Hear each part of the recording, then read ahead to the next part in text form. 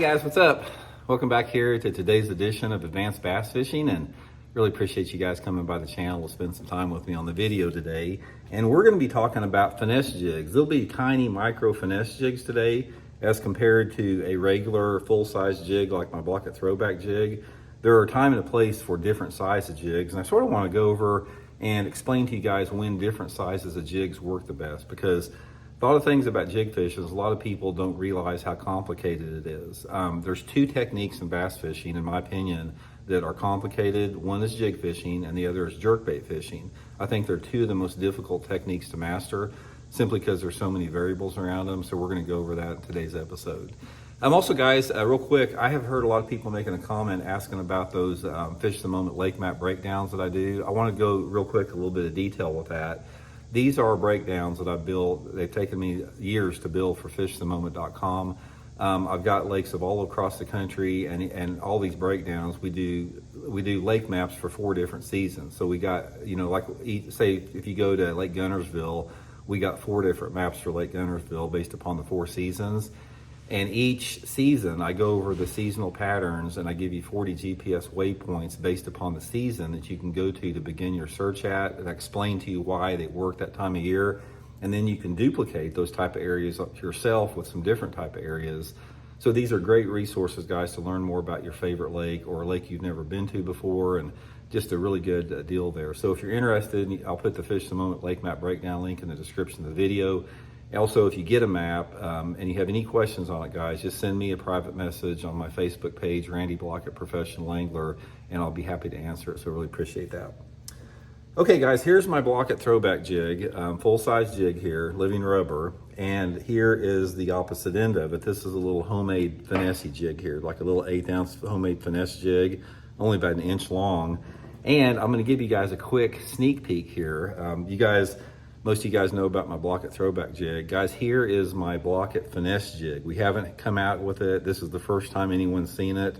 It's going to be available at Tackle Warehouse. I'll let you know when it drops there. But this is my Blaukat Finesse, my Throwback Finesse jig, living rubber hand-tied skirt. So the difference between my main jig and the Finesse jig is here. Okay, now let's talk a little bit about when you want to use these real finesse jigs like this over anything else. You're going to get more bites on a small jig. Let me just say right off the bat. Because most people when they fish a jig, they think of a finesse jig. The finesse jig is the most popular jig style out there because you get more bites on it. It's just no ands, ifs, and about it. You just get more bites on a smaller finesse jig, but you get bigger bites on a full-size jig. So given that, let's talk about the situations you want to use a smaller jig, a smaller downsized jig with a smaller trailer on it. Every lake is unique to itself on this, but most of the time, if you're fishing a lake that has a lot of fishing pressure on it and the water visibility is not that big of a deal, even though finesse jigs can work really good in clear water. I've caught a ton of bass on finesse jigs in stained water lakes.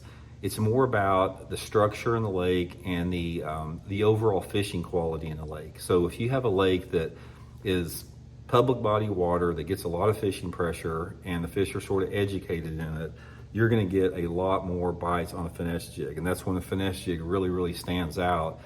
Again, regardless of the cover or regardless of the water clarity. When it comes to finesse jig fishing, I have caught bass on water visibility anywhere between 1 foot of visibility on a finesse jig to 20 foot of visibility on a finesse jig. And I've caught them on wood, rock, grass, any cover that they have. They work in the same situations as a full-size jig, except they're going to be more productive for those highly educated, tougher to catch bass, or situations where the weather conditions aren't real conducive. So say, for example, you're flipping boat docks with a full-size jig like this, and you're catching a few fish, but you're not catching a lot, and maybe there's not much wind, it's a bright sunny day, a lot of boats out on the lake. If you switch to a little finesse jig into those situations, you're going to triple your bites from the big size jig. So what I like to do in my own fishing is when I go jig fishing, I have both tied on. I've got a full size and I've got the finesse size. When they get conditioned or they start to get off the full size jig, that's when I go to the finesse jig. Keep catching fish usually, keep getting more and more bites.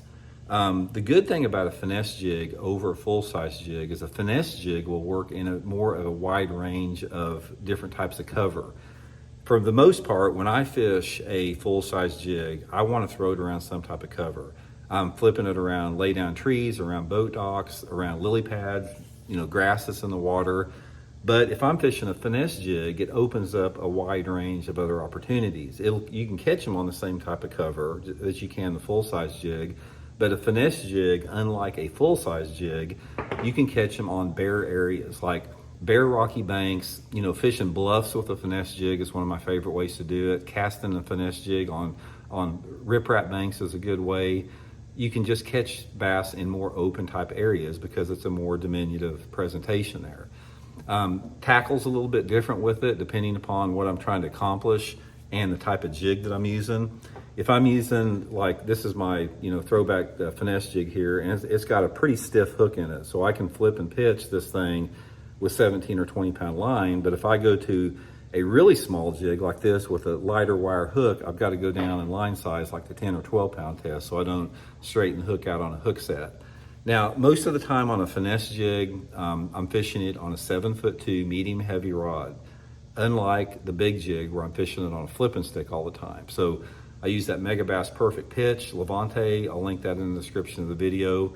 And most of the time on a finesse jig, I'm using anywhere between 12 to 17 pound line. Probably, I'm gonna guess, guys, 12 to 15 pound test line is my most common pound test that I use, especially if I'm fishing around rock. But if I am fishing it, around, boat docks or something like that where the fish can wrap around, I may go to 17 or something. And another thing, guys, in general, you're gonna usually get more bites on a finesse jig that's a natural color. Brown and green pumpkin is a really good color with it. Probably my favorite color of finesse jig is a straight brown with a green pumpkin trailer on it. So anyway, guys, this is a few tips with it. I'll keep you guys informed on my new finesse jig when it hits the market there. You guys can pick up some, and hope it helps you guys catch a few. We'll talk later.